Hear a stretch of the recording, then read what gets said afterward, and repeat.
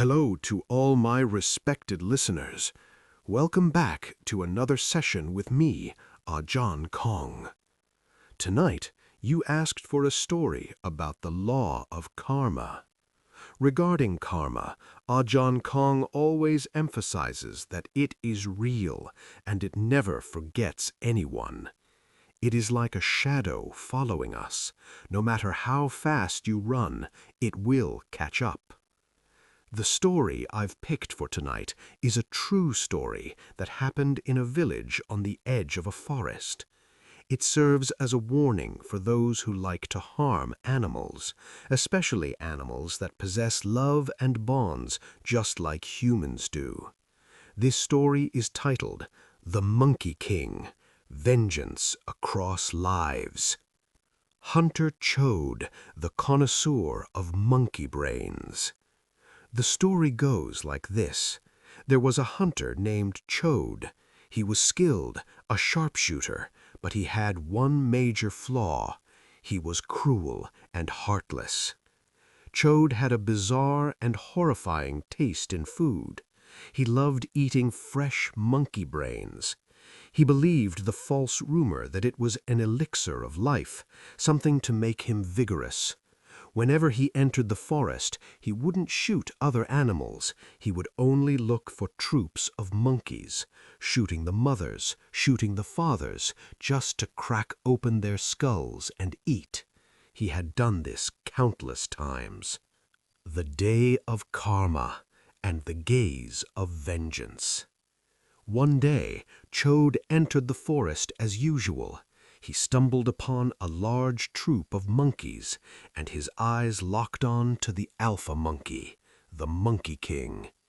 It was a giant monkey with glossy copper fur, sitting on a branch, and pitiably, in its embrace, it was hugging a little baby monkey tight to its chest. Blinded by greed and hunger, Chode didn't care about morality. He raised his shotgun to his shoulder, aimed right at the alpha's head. Bang! The bullet hit the mark. The body of the Monkey King fell from the tree. Thud. Chode rushed in to look, but the sight made him pause for a moment. The monkey wasn't dead yet. Blood streamed down his face, but his hands still hugged the baby tight, refusing to let go. It slowly looked up at Chode. That pair of eyes weren't the eyes of a beast, but were filled with hatred, vengeance, and flowing tears. It stared intensely at Chode, letting out a soft cry, "Jack!" for the last time, before its heart stopped right there, with its eyes still wide open, glaring at its killer. Chode shook his head to shake off the fear. It's just a dead monkey. He proceeded to skin it and eat the brain as he desired. Little did he know that the vengeful spirit had already begun its work. The freak infant or a reincarnated beast? Not long after, Chode's wife became pregnant. Throughout the pregnancy, his wife had nightmares every night, dreaming of a giant blood-soaked monkey sitting at the foot of the bed, pointing at her face and cursing, then pouncing right into her belly. Until the day of delivery, the midwife struggled for a long time. The baby wouldn't come out. Chode's wife screamed in agony. When the baby was finally born, the midwife screamed in terror. She dropped the baby to the mattress. "Ah, what on earth is this?" Chode rushed in to see. His knees almost buckled to the floor. The newborn baby was covered in shaggy hair. His limbs were long and gangly like not a human, and most terrifying was the face.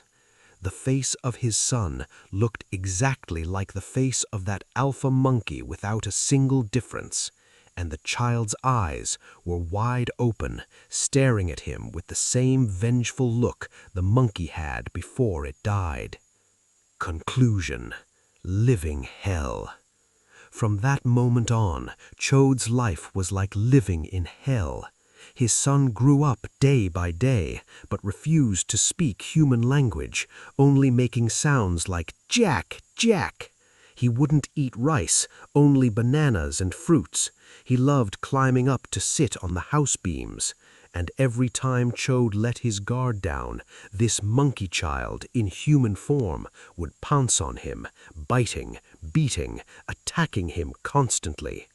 Chode wasted away. From a muscular man, he became a withered skeleton.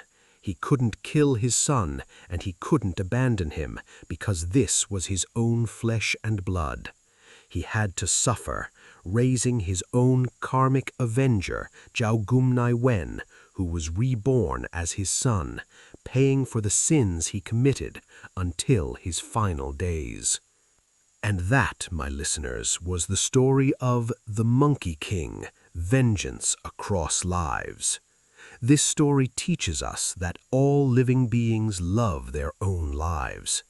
Do not destroy lives just for fun or for a moment of delicious taste, destroying families, separating parents and children.